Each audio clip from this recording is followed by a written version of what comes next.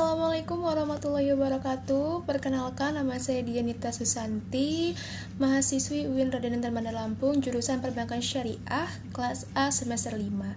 Baik, di sini saya akan menjelaskan mengenai produk perbankan syariah. Sebelumnya saya akan menjelaskan mengenai kodifikasi produk perbankan syariah. Terdapat 3, yaitu ada penghimpun dana, penyaluran dana, dan pelayanan dana.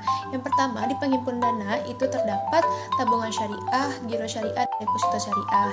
Selanjutnya di penyaluran dana itu terdapat pembiayaan atas dasar akad mudharabah, yang kedua pembiayaan atas dasar akad murabahah, yang ketiga pembiayaan atas dasar akad musyarakah, yang keempat pembiayaan atas dasar akad salam, yang kelima pembiayaan atas dasar akad ijaroh, yang keenam pembiayaan atas dasar akad qard, yang ketujuh pembiayaan atas dasar istisna, yang kedelapan pembiayaan multijasa. Dan selanjutnya ada di pelayanan dana itu terdapat letter of or credit impor syariah, yang kedua bank garansi syariah, dan yang ketiga adalah penukaran falas atau sarf.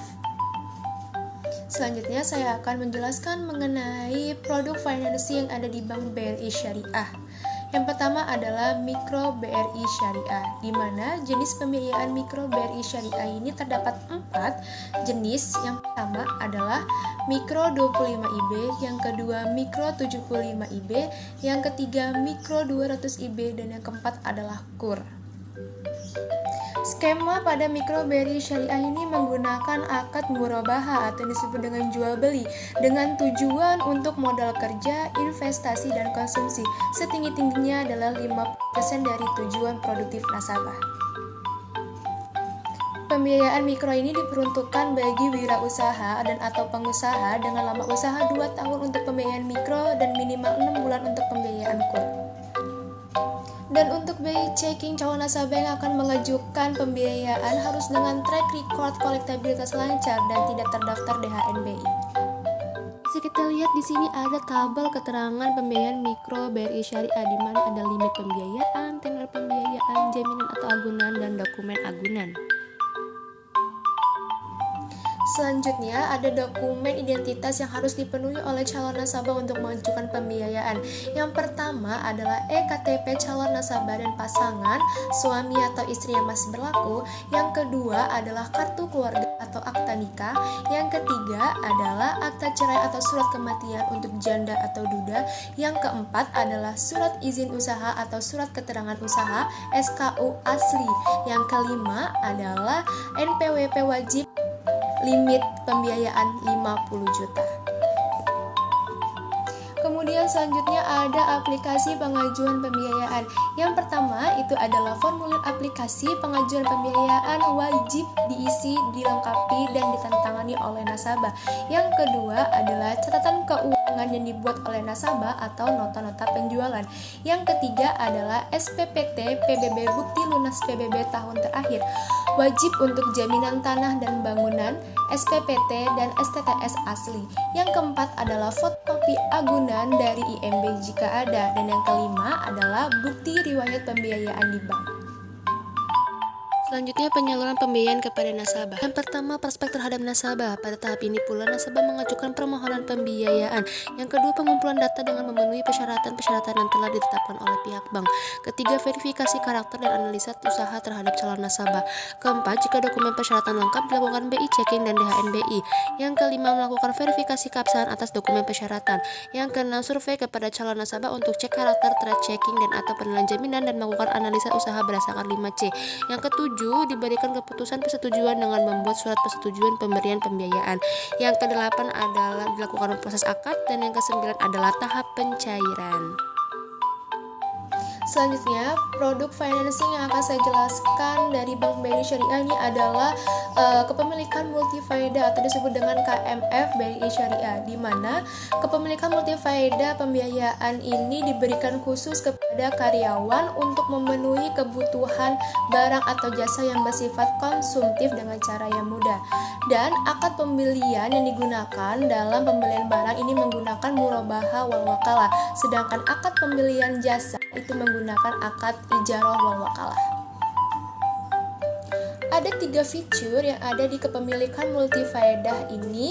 Yang pertama itu ada plafon hingga 500 juta, yang kedua jangka waktu hingga 15 tahun, dan yang ketiga adalah uang muka ringan 0%. Dan selanjutnya ada prosedur pembiayaan kepemilikan multifaedah di BRI Syariah. Yang pertama, pengajuan pembiayaan ialah proses di mana nasabah datang kepada pihak bank untuk melakukan diskusi tentang apa yang ingin nasabah lakukan terkait pembiayaan. Yang kedua, persyaratan nasabah, ada WNI, selanjutnya ada pegawai atau karyawan tetap dengan masa kerja atau total masa kerja di tempat sebelumnya minimal 2 tahun dari perusahaan atau institusi yang memiliki reputasi yang baik serta memiliki penghasilan tetap. Yang ketiga, perusahaan atau instansi tempat nasabah bekerja harus bekerja sama dengan IMBP. Yang keempat, hasil track record BI checking dan DHBI Lancer or Clear. Yang kelima, membuka rekening tabungan di Bank BRI Syariah, dan yang keenam, untuk total pembayaran minimal 50 juta wajib menyerahkan NPWP pribadi.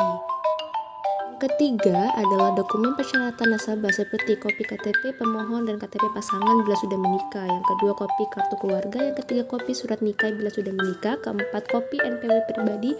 Kelima, asli SK pengangkatan. Yang keenam, asli SK terakhir. Ketujuh, surat keterangan penghasilan atau slip gaji. Dan yang terakhir adalah kopi rekening tabungan. Yang keempat adalah BI checking, di mana proses pengecekan data nasabah merupakan proses yang sangat menentukan pengembalian keputusan bagi pihak bank. Yang kelima adalah verifikasi data, di mana verifikasi adalah pencocokan data dengan persyaratan yang ada. Yang keenam adalah scoring, merupakan sebuah ukuran untuk nasabah yang akan melakukan pembiayaan. Yang ketujuh adalah proposal pembiayaan, di mana merupakan proses yang dibuat oleh pihak marketing untuk nasabah pengajuan pembiayaan yang ditujukan pada pihak atasan, guna memperoleh keputusan dari atasan terkait pembiayaan yang diajukan oleh nasabah.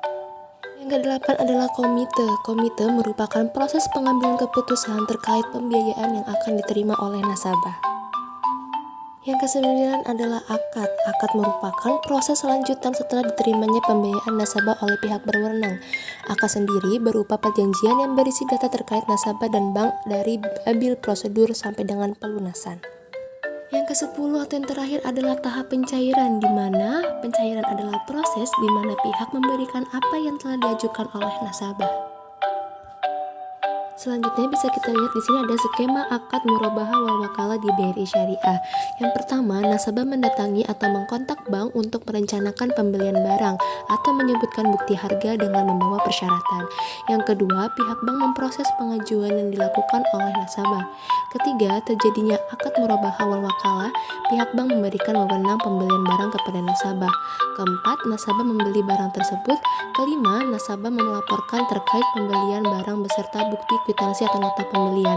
Keenam atau yang terakhir adalah pihak nasabah melakukan penyaluran angsuran sampai lunas.